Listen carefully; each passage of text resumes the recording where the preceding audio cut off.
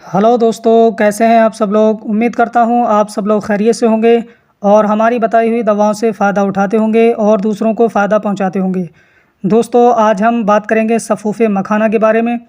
तो वीडियो शुरू करने से पहले आपसे गुजारिश है कि अगर अभी तक आपने हमारे चैनल को सब्सक्राइब नहीं किया है तो फ़ौरन ही सब्सक्राइब करें और बराबर वाले घंटी के बटन को ज़रूर दबा दें। सफ़ूफ़े मखाना ये तिब्बिया कॉलेज अलीगढ़ का बनाया हुआ फार्मूला है जो कि रिक़्क़त मनी यानी वीर्य के पतलापन और कसरत एहतलाम यानी सुपन दोष के लिए बहुत ही फ़ायदेमंद होता है। जरियान के मरीज़ों के लिए यानी धातु गिरने वाले मरीज़ों के लिए भी बहुत फ़ायदेमंद होता है। और जिन लोगों की टाइमिंग बहुत कम है उन लोगों के लिए भी सफ़ूफ़े मखाना बहुत अच्छा काम करता है। ये मनी को गाढ़ा करता है यानी वीर्य को गाढ़ा करता है। और जिन लोगों को नाइट फेल बहुत होता है उनके नाइट फेल को रोकता है और धातु की बीमारी को दूर करता है।